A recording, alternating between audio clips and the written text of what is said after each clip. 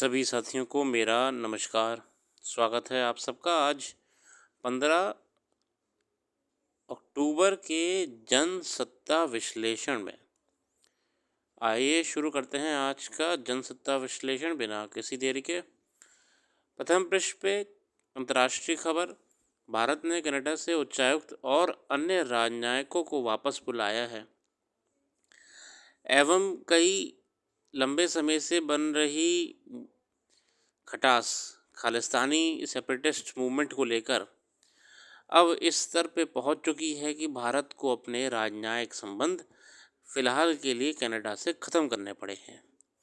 Canada ने अपने आरोप लगाए कि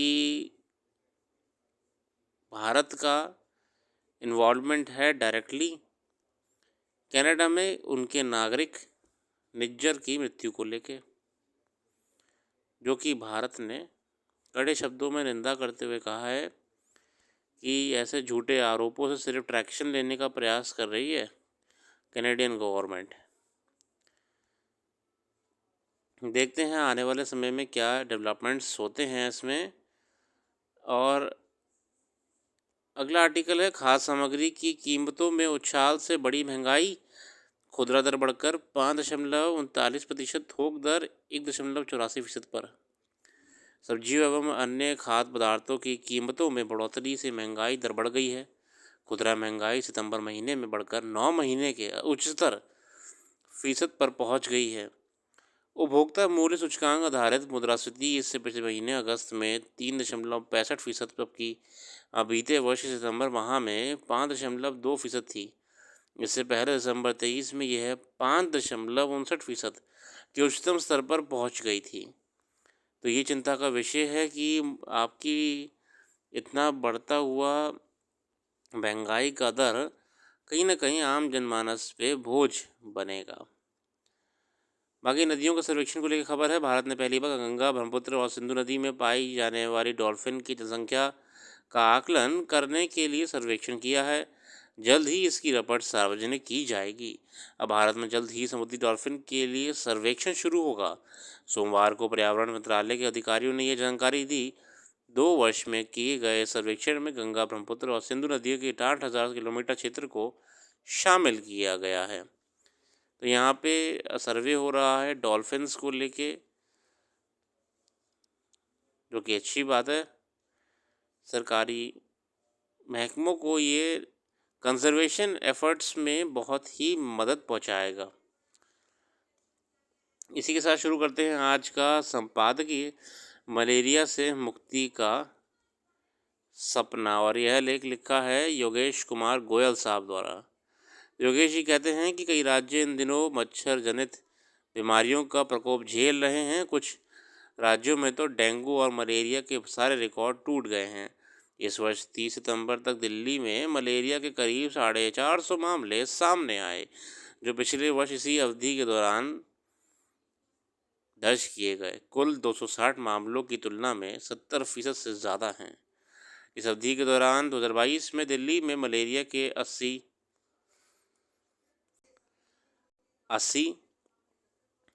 और 2021 में 74 और 2020 में 131 मामले सामने आए थे।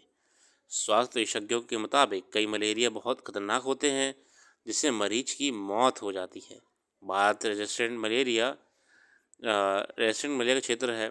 इसके अलावा फेल्सिफेरम मलेरिया और अधिक खतरनाक होता है, जिसमें रक्तचाप कम हो सकता है, गुर्दा और यकृत फेल हो सकता है तथा मरीज कोमा में जा सकता है। विश्व स्वास्थ्य संगठन के मुताबिक 2022 में दुनिया भर में मलेरिया के करीब 24.9 करोड़ नए मामले सामने आए थे और इस 6,08,000 लोगों की मौत हुई। विश्व संगठन के अनुसार अफ्रीकी क्षेत्र मलेरिया का सबसे बड़ा बोझ वहन करता है, जहां 2022 में मलेरिया के 94% मामले सामने आए और दुनिया भर में मलेरिया से हुई करीब 95% मौत अफ्रीका क्षेत्र में हुई।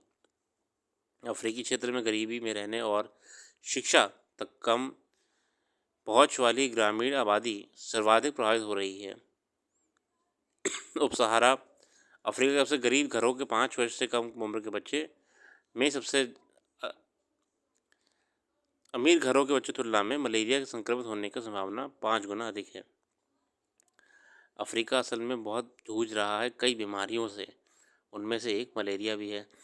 विश्व संगठन के मुताबिक गर्भवती महिलाएं, शिशुओं और 5 वर्ष से कम उम्र के बच्चों, शरणार्थियों, प्रवासियों, आंतरिक रूप से विस्थापित लोगों और स्वदेशी लोगों सहित कमज़ोर परिस्थितियों में रहने वाले लोगों पर इसका बड़ा गहरा असर पड़ रहा है। WHO का लक्ष्य मलेरिया मुक्त विश्व बनाना है, लेकिन उसका मानना है कि हालांकि हर किसी को मलेरिया की रोकथाम पता लगाने और इलाज के लिए गुणवत्तापूर्ण, समय पर और सस्ती सेवाओं का अधिकार है, लेकिन ये सभी के लिए उपलब्ध नहीं है। अब WHO भी कहता है कि अभी भी इसका सही तरीके से इम्प्लीमेंटेशन नहीं हो पा रहा है। आंकड़ों में अफ्रीकी क्षेत्र के अलावा अन्य देश में कमी आई है, पर अभी भी देखें तो इसी पर पूर्ण रूप से नियंत्रण नहीं पा सका है। वैसे तो ब्रिटिश दवा कंपनी ग्लैक्सोस्मिथक्लाइन 1987 में ही मलेरिया के टीके मॉस्किरिक्स, यहाँ पे असल में जो एक टीके बने थे मलेरिया के लिए, दवाई मॉस्किरिक्स कहते हैं इसको, मॉस्किरिक्स का निर्माण शुरू कर दिया गया था, जिसे अफ्रीकी वैज्ञानिकों द्वारा विकसित किया गया था। लेकिन इस टीके के विकसित हो जाने के करीब 34 वर्ष बाद 7 अक्टूबर 21 को विश्व स्वास्थ्य संगठन ने इस्तेमाल की मंजूरी दी, और वह भी शुरुआती दौर में केवल 3 देशों, केन्या, घाना और मालावी। असल में साथियों, इसमें आपको एक चीज़ पता लग रही है कि यार ये टेस्टिंग यहीं पर ही क्यों हो रही है, केन्या, घाना, मलावी। ये बड़े आरोप भी लगाए जाते हैं कुछ एक्टिविस्ट ग्रुप के माध्यम से कि अफ्रीका क्योंकि गरीब देश है, तो फार्मा कंपनीज़ ने अपना ट्रायल लैब बना रखा है पूरे अफ्रीका को, और कुछ बीमारियां तो खुद इन फार्मा कंपनीज़ द्वारा गलत ट्रायल की वजह से हुई हैं, जिन्हें बाद में बचाने के चक्कर में नई नई बीमारियों का नाम दे के लीवापोती करके खबरों में छपाया जाता है कि भैया बीमारी फैल गई है। कई एक्टिविस्ट ग्रुप्स कहते हैं कि कुछ बीमारियां तो फैली इसीलिए हैं कि फार्मा कंपनीज द्वारा गलत वेरिएंट या गलत किसी टेस्टिंग हो गई, जिसका रिएक्शन हो गया पूरी पूरी प्रजाति पर। भारत सरकार ने वर्ष 2030 तक मलेरिया उन्मूलन का लक्ष्य रखा है, और विश्व स्वास्थ्य संगठन ने 2030 तक मलेरिया मुक्त भारत का आधिकारिक दर्जा पाने के लिए भारत को 2027 तक मलेरिया मुक्त बनाना जरूरी है। भारत में 1953 में राष्ट्रीय मलेरिया नियंत्रण कार्यक्रम शुरू किया गया। अच्छा, 1953 में मलेरिया फ्री कैंपेन वगैरह शुरू करा था 1953 में। उसमें अगले 5 वर्ष में मलेरिया के मामलों के आश्चर्यजनक कमी देखी गई थी।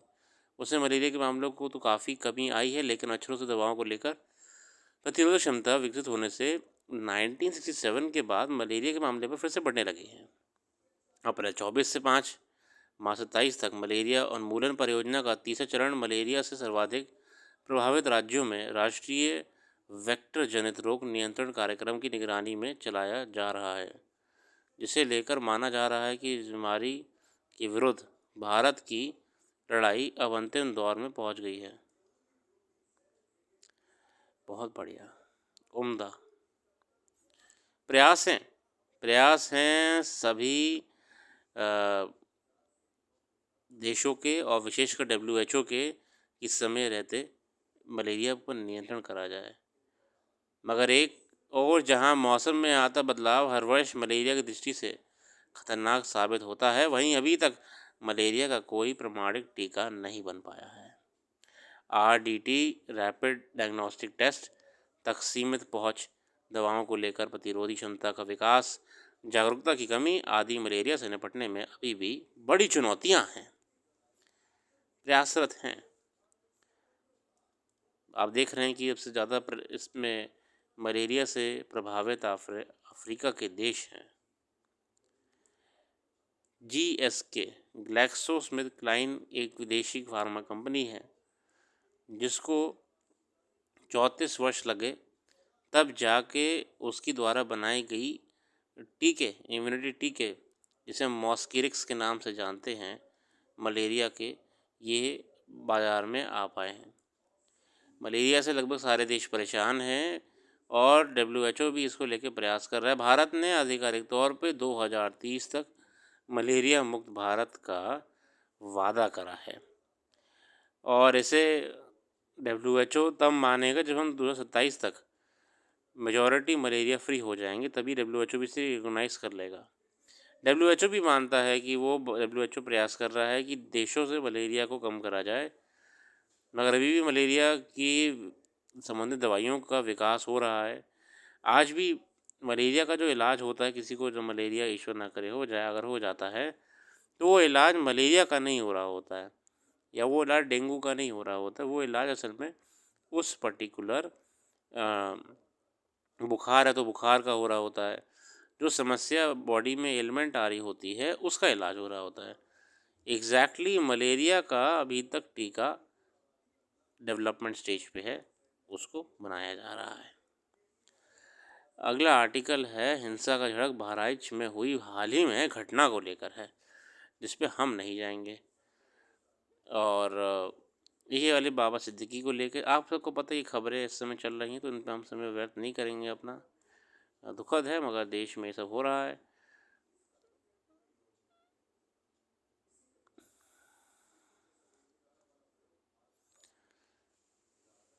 अंतर्राष्ट्रीय खबरों में SCO बैठक, अभी हमारे एस जयशंकर साहब पहुँचे हैं पाकिस्तान SCO बैठक में शिरकत करने। मेज़बानी पाकिस्तान कर रहा है। 15 से 16 अक्टूबर तक ये चलने वाली वार्ता है शंघाई कोऑपरेशन ऑर्गेनाइजेशन की।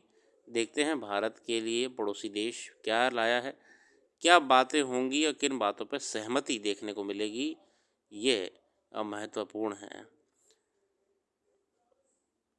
बाकी खेल जगत से ऐसा कुछ विशेष नहीं दिख रहा है। निशानेबाजी विश्व कप का आगाज़, 37 देशों में खिलाड़ी दिखाएंगे दम। और इसी के साथ आज के लिए दे रखते हैं अपना कीमती समय देने के लिए बहुत बहुत धन्यवाद। जो भी करंट अफेयर्स यहाँ पे हम डिस्कस नहीं कर पाए हैं, हम वेबसाइट पर डाल देंगे, वेबसाइट का लिंक डिस्क्रिप्शन में मौजूद है, एक बार जाकर ज़रूर विज़िट करिएगा। Thanks for giving your precious time. Have a very very